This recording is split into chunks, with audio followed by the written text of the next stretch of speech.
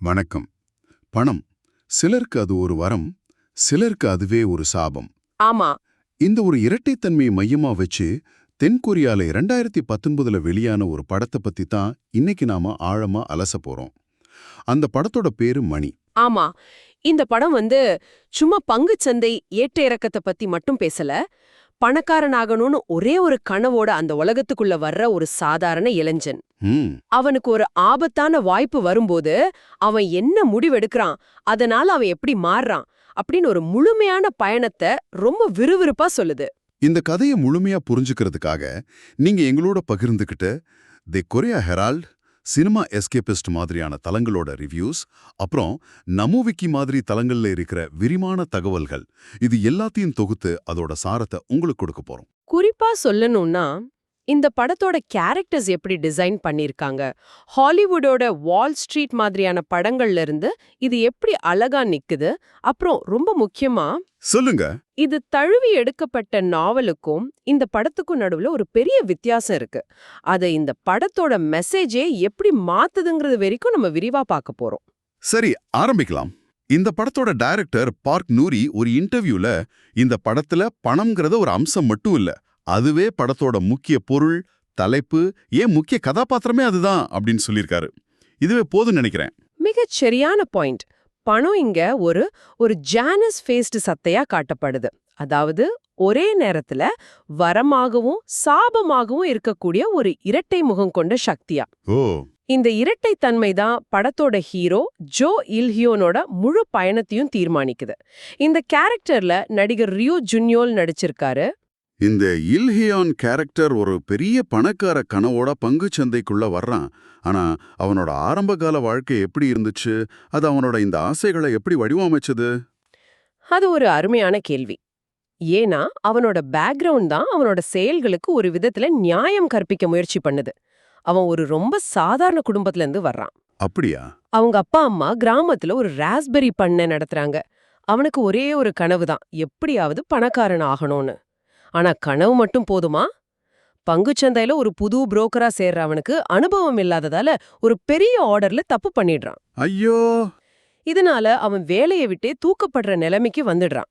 ஆக அவன் ரொம்ப பலவீனமா, விரக்தியா ஒரு மனநிலையில இருக்கும்போது தான் அவனுக்கு அந்த சோதனை வருது. கரெக்ட், சரியா சொன்னீங்க. அந்த விரக்தியான நேரத்துல தான் பியாண்ட் ஹோப்பியோன்னு ஒரு புனைப்பெயர் கொண்ட மர்மமான ஆள் அவனை கூப்பிடுறான். அவனுக்கு டிக்கெட்னும் இன்னொரு பேரும் இருக்கு. டிக்கெட் பேரே சுவாரஸ்யமா இருக்கே. அவன் மூலமா தான் கதை அடுத்த கட்டத்துக்கு நகருது இல்லையா?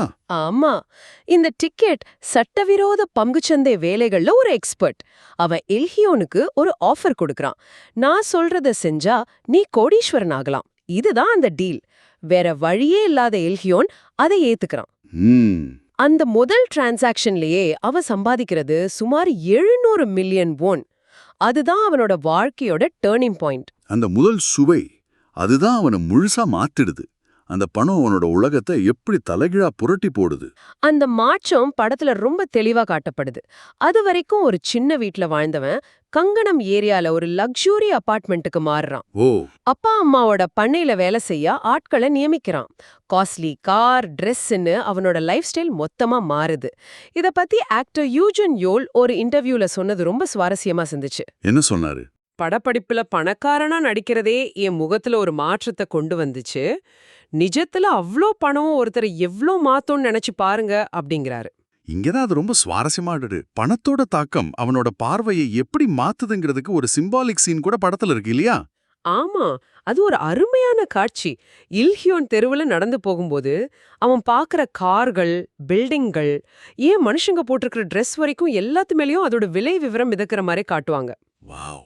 பணங்கிறது வெறும் பேப்பர் இல்ல, அது உலகத்தை அளக்குற ஒரு கருவியா அவனுக்கு மாறிடுச்சுன்னு அந்த ஒரே சீன்ல டைரக்டர் சொல்லியிருப்பாரு. ஆனா இவ்வளவு திடீர் வளர்ச்சி கண்டிப்பா தேவையில்லாத கவனத்தையும் இருக்கும். குறிப்பா அது சட்டவிரோத பணமா இருந்தா. நிச்சயமா. அங்கதான் ஹான் ஜி சியோல்ங்கிற கேரக்டர் உள்ள வருது. நிதி மேற்பார்வை சேவையைச் சேர்ந்த ஒரு விடாப்பிடியான ஆபீசர் அவரு. ஓகே. அவருக்கு டிபார்ட்மெண்ட்ல ஒரு பட்டப்பெயரே உண்டு, வேட்டை நாய். ஒரு தடவை ஒரு கேஸ கையில எடுத்துட்டா அதோட ஆணிவேர் வரைக்கும் போகாம விடமாட்டார். இல்கியோனோட இந்த திடீர் பண வளர்ச்சி அவர் கண்ணை உறுத்த அவன் மேல தன்னோட விசாரணைய ஆரம்பிக்கிறார். இந்த கேரக்டர்ல நடிகர் ஜோ வூஜின் நல்லா பண்ணிருப்பாரு. இப்போ வில்லன் கேரக்டரான டிக்கெட் பத்தி பேசலாம். டைரக்டர் அவனை வெறும் கெட்டவனா காட்ட விரும்பல, அவனோட செயல்களுக்கு ஒரு லாஜிக் இருக்கிற மாதிரியும் அவன் ஒரு மாதிரி கவர்ச்சியா தெரியற மாதிரியும் காட்ட நினைச்சதா ஒரு தகவல் சொல்லுது. ஆனா ரிவ்யூவர்ஸ் இது அப்படி பார்க்கலையே. இல்ல, இங்கதான் ஹாலிவுட் படங்களுக்கும் இந்த படத்துக்கும் ஒரு முக்கியமான வித்தியாசத்தை கிரிட்டிக் சுட்டி காட்டுறாங்க.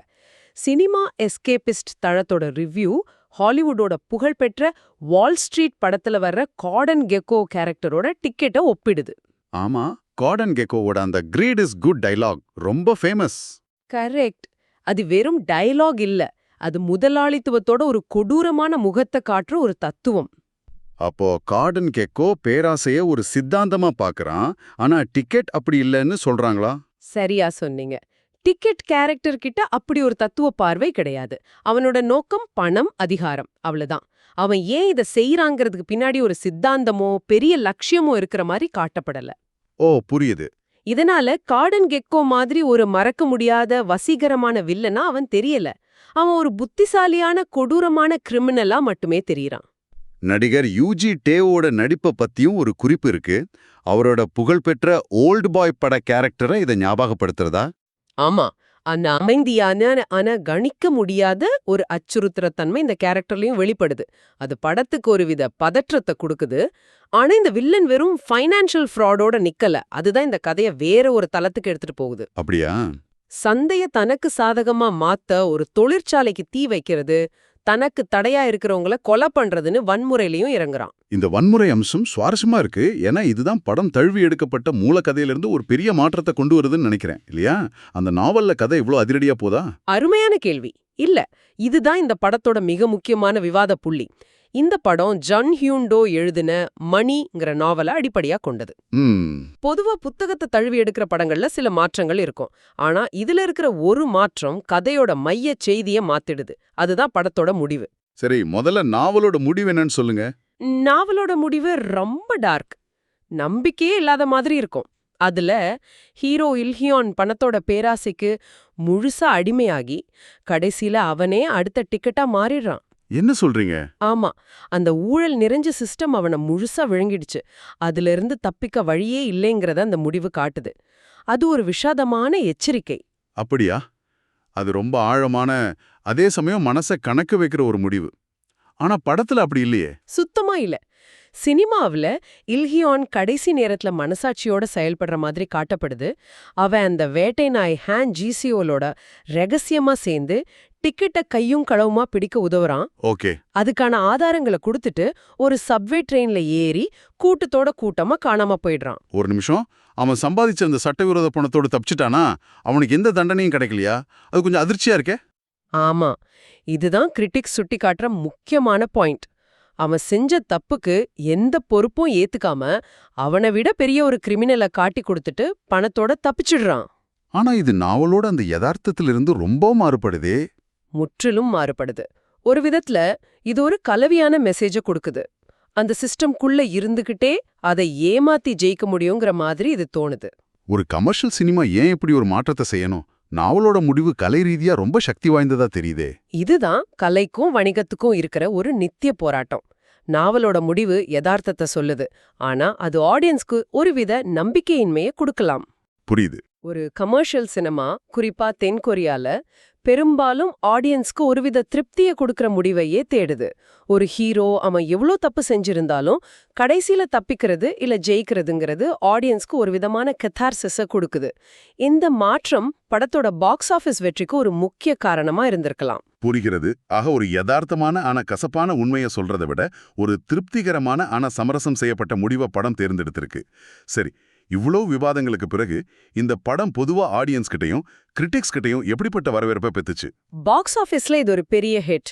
தென்கொரியால மட்டும் 3.3 மில்லியனுக்கும் அதிகமான டிக்கெட்ஸ் வித்திருக்கு. இது அதோட கமர்ஷியல் நோக்கத்தை வெற்றிகரமா நிறைவேற்றிடுச்சுன்னு காட்டுது. ஆனா விமர்சனங்கள் நீங்க யூகிச்ச மாதிரி கலவையா தான் இருந்துச்சு.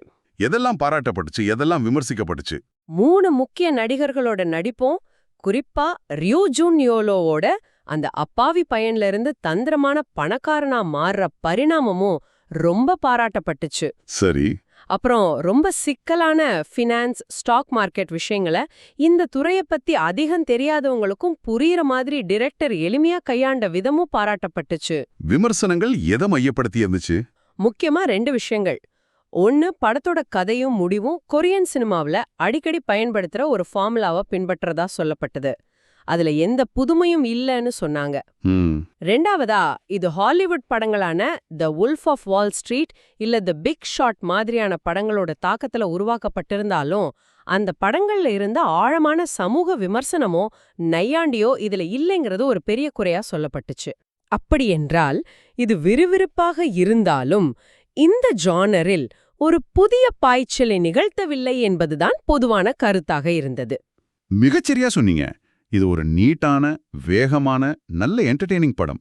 ஆனா ஃபினான்ஷியல் த்ரில்லருங்கிற வகைக்குள்ள ஒரு மறக்க முடியாத சிந்தனையை தூண்டுற ஒரு புது பார்வையை இது கொடுக்கல. அது ஒரு நல்ல ஸ்நாக்ஸ் மாதிரி, ஆனா ஒரு முழுமையான விருந்து மாதிரி இல்லைன்னு பலரோட கருத்தா இருந்துச்சு. ஆக மணி திரைப்படம் ஒரு சாதாரண இளைஞன் எப்படி பணத்தோட தீராத ஆசையால ஒரு ஆபத்தான விளையாட்டுக்குள்ள நுழையறான், அந்த சிஸ்டமோட ஒரு பகுதியாவே மாறி கடைசியில அந்த சிஸ்டத்தையே தனக்கு சாதகமா பயன்படுத்தி எப்படி தப்பிக்கிறாங்கிறத பத்தின ஒரு விறுவிறுப்பான ஆனா விவாதத்துக்குரிய கதை. ஆமாம், டைரக்டர் சொன்ன மாதிரி இது ஒவ்வொரு சீன்லயும் நீங்க அந்த இடத்துல இருந்தா என்ன செஞ்சிருப்பீங்கன்ற கேள்வியை நம்ம முன்னாடி வைக்குது.